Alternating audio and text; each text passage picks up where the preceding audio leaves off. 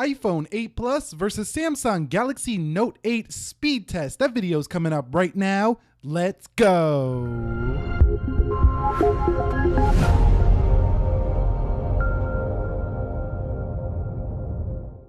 So what is up, guys? Nick here, helping you to master your technology, and welcome to the iPhone 8 Plus versus the Galaxy Note 8 speed test. Now I do have these guys in cases because these are both $1,000 phones. I want to scratch them here because I'd be slamming them on the table here. But let's go ahead and boot these guys up in 3, 2, 1. And let's see which one does boot up first here. So the Note 8 logo is showing first here over the Apple logo, and the Apple does have the A11 Bionic chip. The Samsung Galaxy Note 8 has the Snapdragon 835 with 6 gigs of RAM. We have 3 gigs of RAM here over on the iPhone 8 Plus, and it looks like the iPhone is gonna take this one. So takes down Samsung on the boot up test here, and we're still waiting on Samsung, and there is the Note 8. So a clear win here to the iPhone 8 Plus on the boot up. Okay guys, so let's go ahead and pay attention to the battery life here in this video so we can see how much it does drain throughout it. So here I have 95% on the iPhone 8 Plus to begin here, and over here on the Note 8, we do have 85%. This should be a good tail sign of, how good the battery life does perform in heavy use, because when we're testing all this stuff, it does kind of use a lot of battery life. Okay guys, so I do like to begin my speed test on the lock screens just to see how fast they respond to the power button. So let's do this at the same time in 3, 2, 1. And you can see it looks like the iPhone 8 Plus responds just a little bit quicker. Let's do this again in 3, 2, and 1. And you can see once again, it just looks like the iPhone 8 Plus responds just a little bit quicker. But one thing I want to mention, I mentioned this in all my videos where we're talking about an iPhone versus an Android, specifically the Samsung Androids, is that when you are on the home screen here on the lock screen, you can always just hit the fingerprint scanner here on a Samsung and go right in. On the iPhone, you actually have to unlock the screen. Now, if you do have Raise to Wake on, this is kind of irrelevant, but not everybody uses Raise to Wake, but whereas on a Samsung, you can always just hit the fingerprint scanner and go in. So with that being said, let's go ahead and do a fingerprint scanner test on the lock screen to see which one is quicker. So we're gonna boot these up at the same time in 3, 2, and 1. And it looks like the iPhone had the jump, but the animation slowed it down a little bit, so maybe to the Note 8. Let's do this one more time. And if I'm missing anything, you guys let me know down below in the comments. So it looks like the iPhone 8 Plus might be a little bit faster to actually get in, but the Note 8's animation making it faster. So this one's pretty much a draw in my eye here. Now I do want to mention that the iPhone 8's setup process for the fingerprint scanner is much faster than the Note 8. This is so refined when you do a fingerprint scanner, even better than on the 7 Plus. So very good fingerprint scanner here for the 8 Plus, the best Touch ID ever on an iPhone. The Samsung has an awkward location. It is very fast though, and it does set up, pretty decently, but the setup process can sometimes be a pain because it's just not very accurate to go ahead and set it up here on this awkward corner. So overall, I would say in terms of speed, they're about the same. iPhone just feels a little bit better, a little bit more refined. Okay guys, so this is running iOS 11 15A372. We're running Android 7.1.1 Nougat here on the Note 8, and just generally going through the user interface, both are very smooth. I think the Note 8 might be a little bit smoother right now. This first version of iOS 11 has been pretty choppy in my experience on the iPhone. The iPhone 8's running it better than a lot of the iPhones, but overall there's been a little bit of chop here. So I think the Note 8's slightly smoother on its home screens. That doesn't make it faster, but it feels a little bit smoother on its home screens in my experience so far. But this is just my experience here. Okay guys, so let's get on to the application speed test now. So I'm gonna close out everything there on the iPhone 8. You can see no recently used apps here for the Note 8. And we're gonna go ahead and run this application speed test now. So let's begin with calendar on both devices in 3, 2, 1. And you can see that looks like it was a little faster for the iPhone 8 Plus. Let's go ahead and go into the clock now in 3, 2, and 1. And that looked a little bit faster on the Note 8. Now the Note 8 does have 1x animations across the board here. Let's go ahead and go into calculator on both in 3, 2, 1. And that one looked about even. Let me know down below in the comments on the calculator. So what about settings? 3, 2, and 1. And you can see the iPhone 8 Plus clearly on that one. Coming home, let's go ahead and go into the phone dialers in 3, 2, 1. And you can see that looked like clearly the iPhone 8 in my experience there, or what I seen in my visual field. So let's go ahead and go into the camera. And you can see it looks like the iPhone 8 was slightly ahead again. Now in terms of taking pictures, the iPhone 8 might be slightly faster in terms of taking the picture as well. So what about Pinterest here? So Pinterest loads first there for the Note 8. So the Note 8 gets a win there on Pinterest. Let's go ahead and go into YouTube here. And you could see YouTube is first there for the iPhone 8 Plus. So coming home here, let's go ahead and go into Instagram. And you could see Instagram loads first there on the Note 8. That looked faster on the Note 8 in my eye. So Twitter is gonna load faster on the Note 8. I know it because Android always has a better Twitter app. So you can see Twitter is ready to go, then the iPhone 8 Plus. That has to do with the Twitter app. I don't know why, it's just not as optimized on iOS. So let's go ahead and go into Snapchat.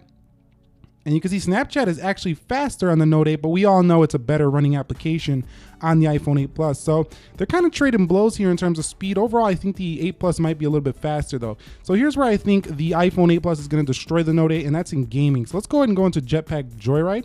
And you can see the little pop-up notification to still handily beat the Note 8, which it does. So easily beats the Note 8 on a casual game. So let's go ahead and go into the Play Store and the App Store. Let me go ahead and put that back in portrait mode. Let's go ahead and go into Play Store and the App Store.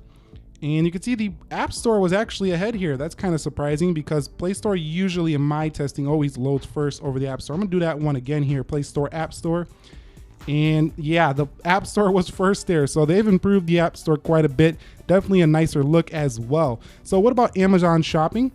And let's see, I see the iPhone 8 Plus winning that one. Let's go ahead and go into the real boxing. So I do have real boxing on both of these in 3, 2, 1. And you can see way ahead here on the iPhone. We're already in the game. We're still waiting on the Note 8. So an easy win for the iPhone 8 Plus here. Easy win. So sorry, Note 8, you're not winning there when it comes to speed. Now I'm just gonna go ahead and put that rotation lock on. It's getting a little bit annoying here. But there's one thing I do want to mention about the Note 8. Just because you don't get as fast of an experience as the iPhone 8 Plus, you get a more immersive experience. So you got to decide, do you want speed or do you want this immersive experience? Because you get an all-screen display here. On the iPhone 8 Plus, you might get faster speeds, a little bit better optimized, and you do have the benefit of having like bezels here to hold on to when you are gaming. But both are going to give you a fantastic gaming experience, a little bit faster on the iPhone 8 Plus, a better experience in terms of my opinion when it comes to immersion on the Note 8. So it really comes down to your personal preference. So what about No Limits, Need for Speed? And there's a more graphically intensive game here on both devices. That's why I downloaded this one to see this true power of their GPUs. So Apple designed GPU on the 8 Plus looks to be ahead of the Note 8. And we're still waiting on the Note 8. And there's the iPhone 8 Plus. So as it is every year, it seems like the iPhone 8 Plus is the champ in speed once again, as it pretty much does every year. But I really, in my experience, I really don't think that speed is the only factor these days. It's more about the overall experience and what you personally, to your personal biases, what you like to use. Because when you're not playing these guys side by side, you're not using them, comparing them side by side, both are gonna feel super fast. So let's go ahead and run a video application render now. So I downloaded Magisto on both of these and I'm gonna go ahead and make a movie here on both. This is the same exact video render. We're gonna hit make my movie in 3, 2, 1. And we're gonna hit no thanks on the title. And we should see which one does load first. So the iPhone 8 Plus looks a little bit different. They're creating the movie. You can see it uploading here on the Note 8. And let's see which one does finish this render first. So you can see the iPhone wins this hands down in the movie making abilities or editing 4K or whatever. If you're gonna be doing video editing, powerhouse processing, you can see just in this application right here, the iPhone has the stuff to do that with. Are you gonna be editing on a phone this small? Who knows? We're gonna have to see how this plays out, if people are gonna be making videos right on their phone. I mean, I know a lot of people already do that, but I don't see myself doing it that much, but that's just me. So we're still waiting on the Note 8 here. And you can see the iPhone 8 Plus is just so much faster when it comes to stuff like this, when it gets into the more professional video editing and things like that. Although some would say, well, I like my S Pen to go ahead and tweak where I'm editing, you know, making cuts and stuff. But you can see we're still waiting. And there is the Note 8 finally, about 2 minutes later, maybe a minute later on the Note 8. Okay guys, so let's go ahead and run through these applications through multitasking to see how they hold in the RAM management, and then we'll do a Geekbench and wrap this video up. So let's begin with calendar here on both devices. And you can see both held it pretty good in the background. It looks like the animation flew in faster there for the iPhone 8 Plus. Now remember, we don't have 0.5x animations on the Note 8. So if I did that, it would probably look faster than the 8 Plus. So you can see about the same. So both are holding the applications in the background pretty good. I think the iPhone 8 Plus is doing a better job of showing you the app flying in faster than the Note 8. Camera, you can see the 8 Plus here coming home. Let's go ahead into Pinterest. And the reload, that was a reload there for the iPhone 8 Plus. So let's go ahead and go into YouTube. And looks like the 8 Plus is ready. What about Instagram? And it looks like the Note 8 was ready there. So it doesn't look like the Note 8 is getting that many wins, and Twitter surprisingly reloads faster even though the first load was quicker on the Note 8. Snapchat, and coming home, let's go into Jetpack Joyride. And you could see the iPhone 8 Plus just ripping through this multitasking. The Note 8 did really well right there in that one, and a little bit of a reload there on the Note 8. So what about the Real Boxing? And we got a reload there surprisingly on the iPhone 8 Plus. That was weird. But anyway, let's go ahead and go into No Limits. And you can see there is the iPhone 8 Plus. A reload there on the Note 8. What about Magisto? That looked about the same. You could see a multitasking. It looks like the iPhone 8 is again ahead. It looks like Apple is again ahead in the multitasking RAM management. But the Note 8 is surprisingly very good. As you've seen in this test, it's definitely going to be a very good multitasking experience using this phone. Now let's go ahead and go into Geekbench here.